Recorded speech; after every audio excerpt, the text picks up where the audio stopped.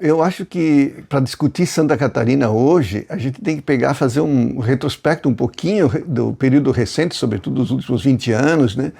Quando a gente teve uma tentativa de inovação no estado de Santa Catarina com o governador Luiz Henrique da Silveira em 2003, até um projeto que foi até 2018, que se propôs a descentralizar politicamente o estado e com isso atacar problemas de desenvolvimento regional. Depois de 18 anos, esse projeto se mostrou um fracasso, os problemas do desenvolvimento regional se avolumaram, e daí para frente, tanto o governo Moisés de 2018 a 2022 como o governo atual praticamente não estão mexendo em alguns problemas centrais de Santa Catarina que eu vou tentar tratar nessa discussão. E quais seriam esses problemas? Bom, o primeiro problema que nós temos que voltar a discutir, que foi muito discutido no final da década de 90, é a questão demográfica. Por quê? Porque lá se constituiu um debate da questão da litoralização da população de Santa Catarina, e que de fato está acontecendo e se avolumou mais recentemente, e que isso foi basicamente tirado do cenário político atual, e que os dados do Censo Demográfico 2022, eles obrigam a gente a rediscutir esse assunto. Por quê? Em primeiro lugar, nós temos uma situação extremamente contraditória na questão demográfica de Santa Catarina, porque diferente de outros estados, Santa Catarina não tem cidades com grande população, exceto Joinville e Florianópolis, 500, 600 mil habitantes, mas você tem 14 cidades pelo Censo Demográfico de 2022 acima de 100 mil habitantes. O problema é que essas 14 cidades elas estão respondendo por 49% da população do estado. E o estado tem 295 municípios. Então, em 14 deles, praticamente está 50% da população. Esse é um problema seríssimo, né? E com o agravante que isso é basicamente na região litorânea, sobretudo na micro-região de Florianópolis, na micro-região de Itajaí, Itapema, Balneário Camboriú. Então, esse é o primeiro problema. O segundo problema, e que é mais grave, é que desses 295 municípios, nós temos 101 municípios com até 5 mil habitantes. E aí está o problema. O que vai acontecer nas próximas décadas com esses 101 municípios? Por quê? Porque 31 municípios deles vão perdendo população. Perderam população nos últimos 10 anos. E significa que dos municípios que perderam população, a maior parte está naqueles municípios que têm menos de 2.500 habitantes. Por incrível que pareça, Santa Catarina tem 31 municípios com menos de 2.500 habitantes. O que vai ser no futuro desses municípios? A maior parte deles sem infraestrutura nenhuma, na área de saúde, na área de educação, na área de cultura, etc. Mas mais do que isso, sem qualquer capacidade de gerar emprego para as pessoas ficarem nessas regiões. Resultado, já aparece no interior de Santa Catarina, em diversas mesorregiões, e particularmente na mesorregião do Planalto e na mesorregião do Grande Oeste, vazios demográficos, que o IBGE está chamando a atenção. Então nós estamos com uma nova realidade em Santa Catarina, nesses últimos 22 anos, de 2000 para frente, que o censo de 2000 já estava apontando, mas esses 22 anos eles apontaram a gravidade desse problema. E esse assunto passa à margem dos governos, sobretudo do governo atual, que é muito bom na questão de fazer mídia sobre pequenas coisas, mas não tratar os problemas estruturais de fundo de Santa Catarina. Então esse, para mim, é um dos problemas graves de Santa Catarina para as próximas décadas. Esse programa que o governo está fazendo, meio que a caixa de ressonância de sua ação, na verdade é um programa que apenas vai melhorar uma condição de infraestrutura, mas que não mexe em absolutamente nada o desenvolvimento regional e o desenvolvimento local. Então, por mais que é um programa que ganha um apelo midiático enorme, porque facilita e de fato melhora o deslocamento das pessoas, mas do ponto de vista de modificar a infraestrutura, sobretudo dessas pequenas cidades, das regiões, micro-regiões distantes, absolutamente não vai alterar em nada. Na questão da saúde, eu acho que mais do que qualquer a pandemia mostrou o problema em Santa Catarina, né? Quer dizer, nós temos um setor de saúde extremamente deficitário do ponto de vista da infraestrutura nos pequenos e médios municípios. né? Então, se você pegar pequenos e médios municípios abaixo de 50 mil habitantes, é praticamente 2/3 de Santa Catarina. E a pandemia mostrou que em uma situação emergencial você não tem infraestrutura para atender. Por quê? Porque é característico isso e é cada vez mais recorrente a concentração da infraestrutura de alta complexidade em 6 ou 8 cidades do estado, que são Criciúma, Florianópolis, Blumenau, Itajaí, Chapecó, Lages e Joinville. E o restante do estado continua com aquela velha política da ambulância terapia. Quer dizer, os prefeitos pegam dinheiro no Ministério da Saúde, compram uma ambulância e ficam transportando os doentes. Há poucos dias eu estava passando, e um exemplo clássico disso que eu sempre falo para os alunos, vão na frente do HU às 6 horas da manhã e a gente vê isso. E há poucos dias eu estava passando ali na frente, eu vi uma ambulância de Dionísio Cerqueira, trazendo doentes para Florianópolis no HU. Ou seja, esse paciente praticamente ele viajou 800 quilômetros.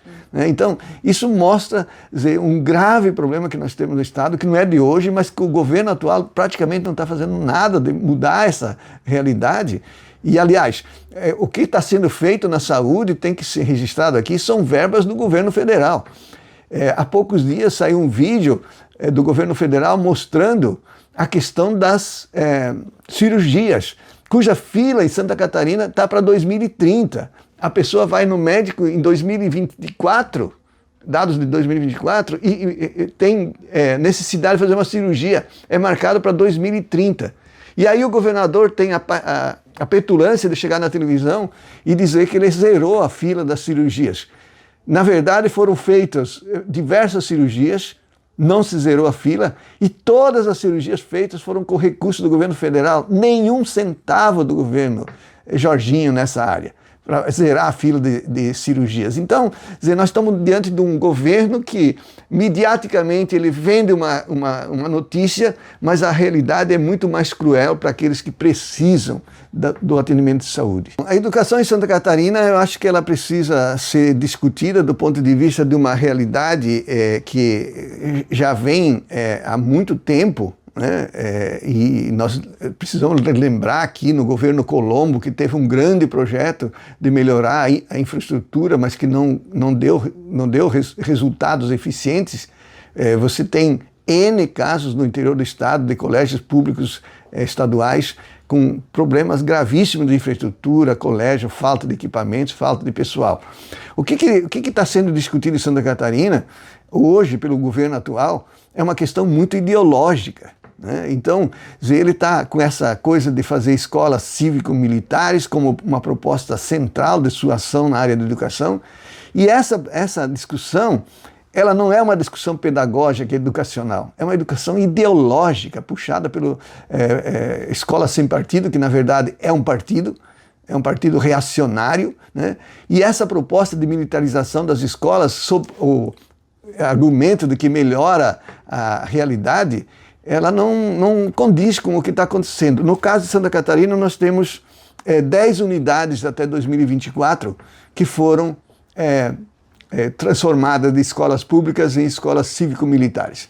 O que aconteceu nessas 10 unidades? Em primeiro lugar, no início desse programa do governo Jorginho Melo, ele substituiu todos os agentes militares federais por militares estaduais. Isso custou, no início de 2023 para 2024, quase 9 milhões de reais da área da saúde, da educação, que foi retirado de alguma rubrica da educação para pagar isso. Segundo, um estudo recente que nós fizemos, que está divulgado na página do NECAT, a gente analisou a eficiência desse processo, dessas 10 escolas que estão militarizadas, parece que o plano é fazer mais 20, até o final do governo, e nós utilizamos alguns indicadores para mensurar os resultados efetivos. E 2 indicadores sobressaem. O custo operacional dessas escolas é muito superior ao custo operacional das escolas normais. Segundo, o gasto em infraestrutura nessas 10 escolas é muito superior ao gasto da infraestrutura nas escolas demais, ou seja, a diferença chega a quase 40%. né? Então você está dotando de uma grande infraestrutura essa escola para tentando transformá-la num modelo que, na verdade, esconde outra realidade. E o outro indicador que nós utilizamos para mensurar isso foi um pouco o resultado do Enem, dos exames, né, ENAD, né, dos exames que o governo federal faz, e pegamos algumas escolas de segundo do ensino médio e comparamos com escolas do ensino médio que foram transformadas em escola cívico-militar. E o desempenho, por incrível que pareça, nas escolas cívico-militares do ensino médio é inferior às escolas normais. Então isso é um indicativo de que, quer dizer, você tem um discurso do governo do estado, mas tem uma realidade que está caminhando no sentido totalmente diferente. O segundo ponto, que eu acho que na área de educação é fundamental, é observar essa discussão da tal da universidade gratuita. Em primeiro lugar, dados ainda que necessários de serem retabulados, mas mostram que há uma grande transferência de recursos desse programa para esse programa de fontes fundamentais do ensino básico do ensino fundamental. Ou seja, você não consegue ter uma grande alocação de recursos para esse programa, mas você realoca recursos para esse programa de outras fontes e particularmente da infraestrutura do ensino público médio e fundamental. Além disso, e não pode ser deixado de ser dito o que é esse programa, na verdade esse programa é uma grande transferência de renda para as universidades privadas do Estado, no sistema CAF.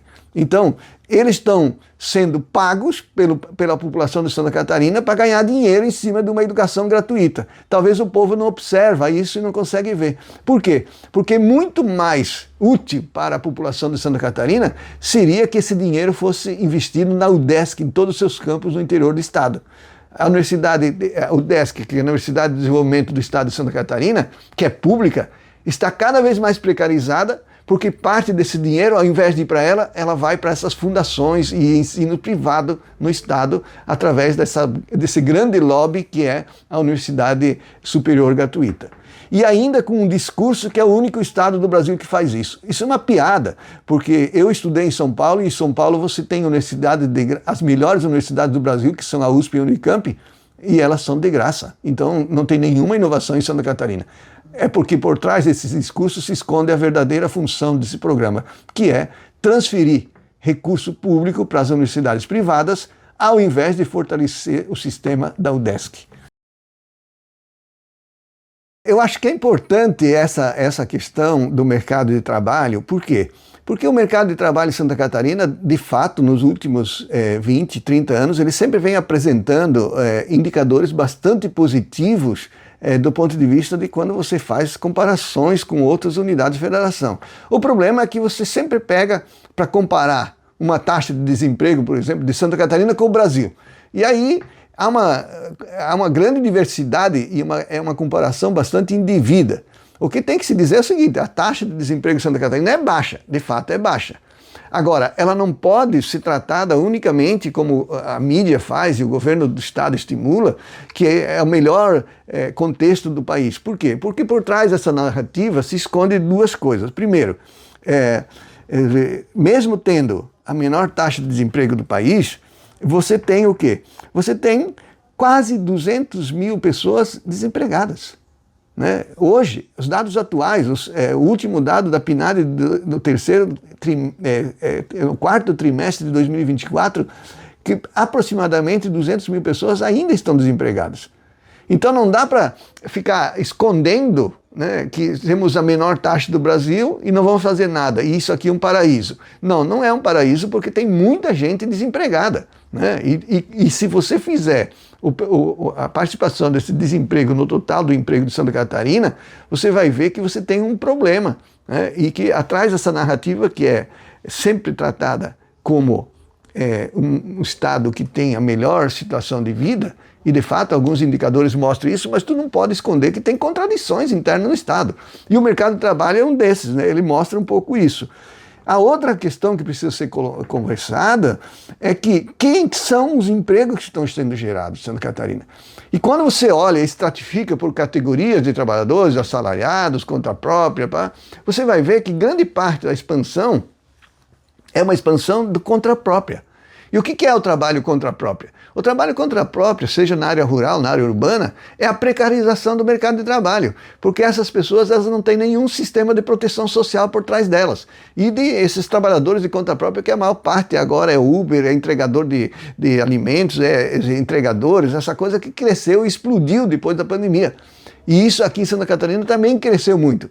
Mas não se pode deixar de discutir que, além de você ter desemprego, no mercado de trabalho de Santa Catarina você tem uma expansão enorme do conta própria, que é o elemento fundamental que quem analisa e estuda o mercado de trabalho entende essa questão da precarização. E a precarização, no nosso caso aqui, ela pode ser resumida o seguinte: pega um entregador de pizza, ele sofre um acidente, ele não tem proteção nenhuma, ele fica 2 meses hospitalizado, ele até tem o SUS, mas ele não tem renda. Essa é a questão fundamental, né? Então você não tem um sistema de proteção social forte.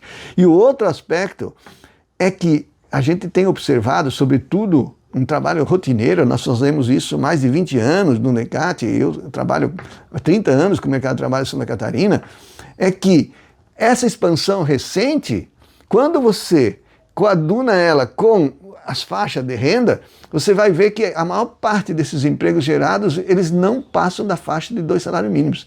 Eles se situam de 0 a 2 salários mínimos. O que coloca, então, um problema sério do ponto de vista do poder de compra dessas pessoas, né? Sobretudo num momento onde você tem, no caso particular que nós estamos vivendo hoje, uma expansão muito grave do preço dos alimentos e que bate fundamentalmente nas pessoas de baixa renda. A classe média e a classe alta, ela se defende dessa inflação dos alimentos. O povo não. O povão que recebe até 2 salários mínimos, ele gasta quase 50% com a cesta básica. Então esse pessoal que é afetado negativamente.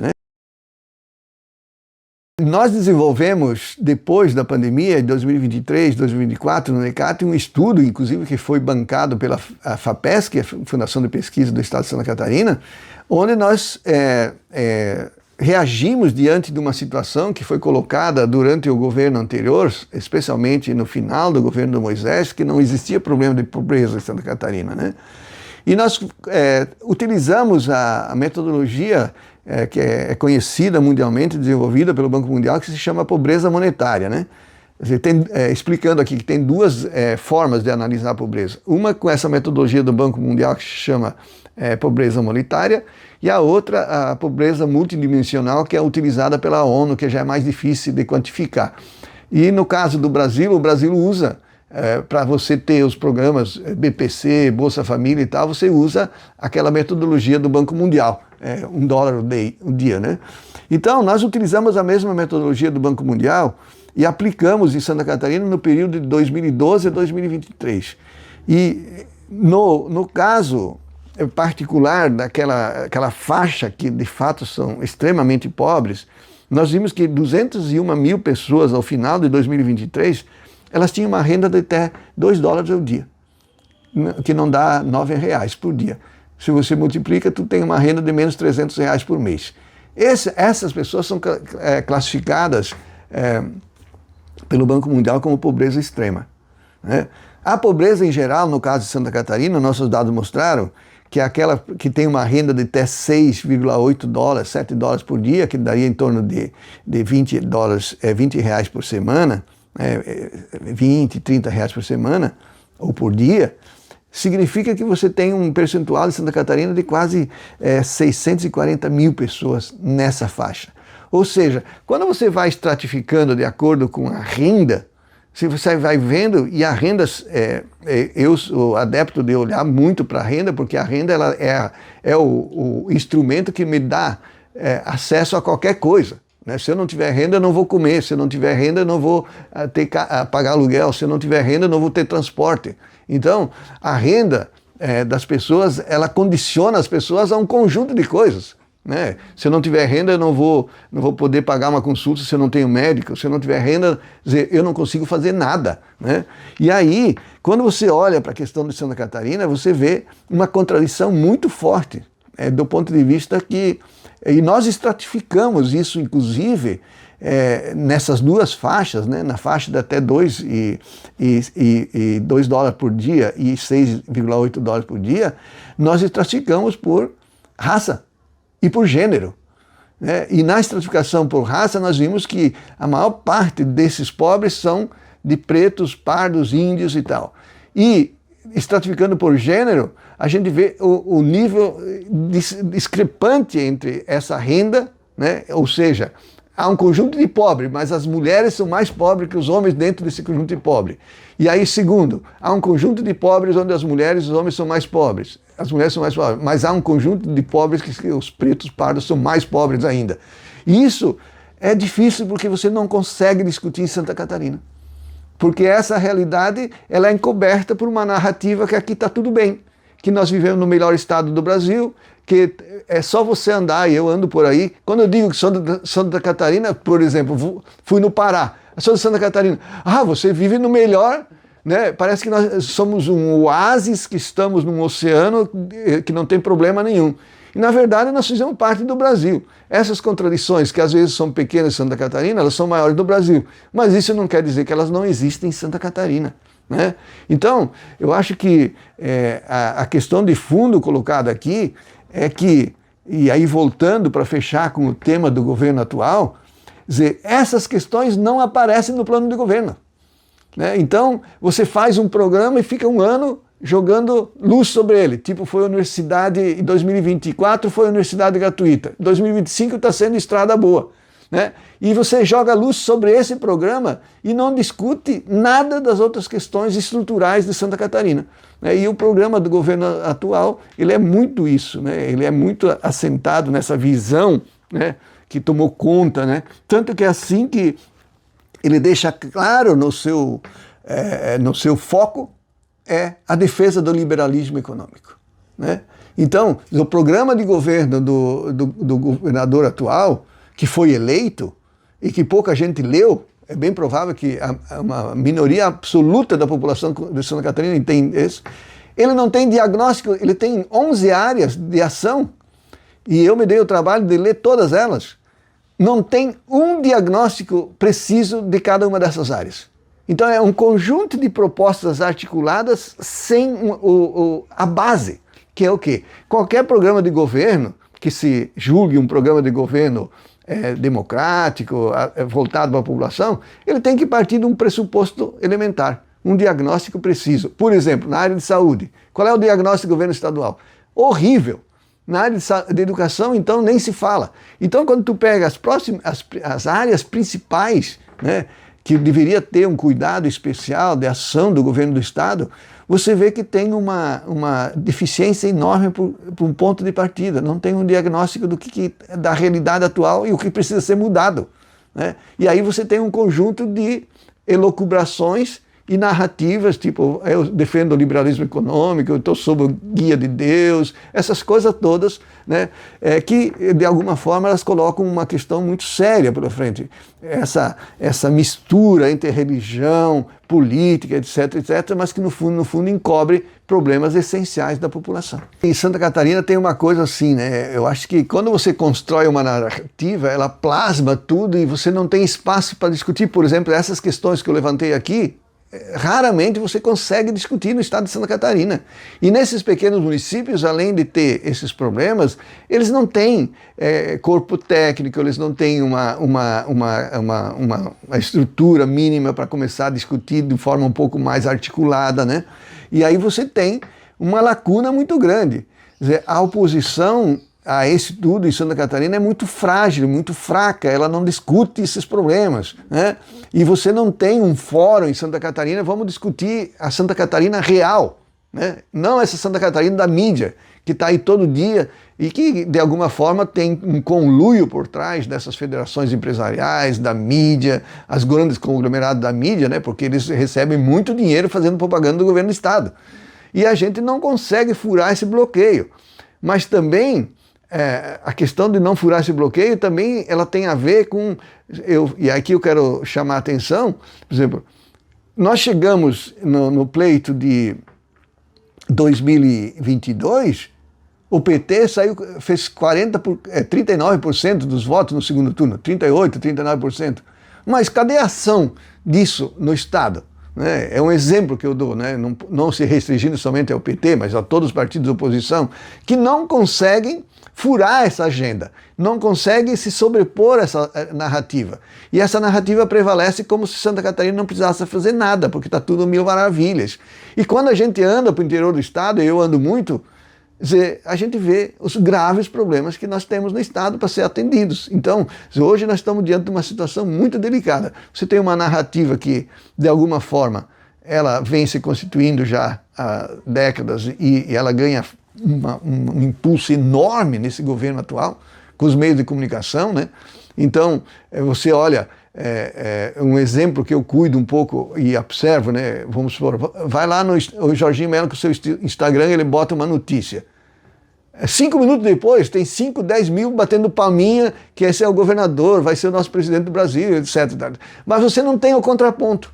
Você não tem o contraponto. Então, criou-se uma barreira muito grande, e a gente sente isso na academia, quando eu vou, por exemplo, participar de algum debate que envolve órgãos do Estado, tem uma reação sempre, porque você não consegue nem sequer entrar nessas secretarias do Estado para discutir os problemas, né? Então, hoje é uma luta bastante ingrata, mas acho que a gente tem que continuar lutando.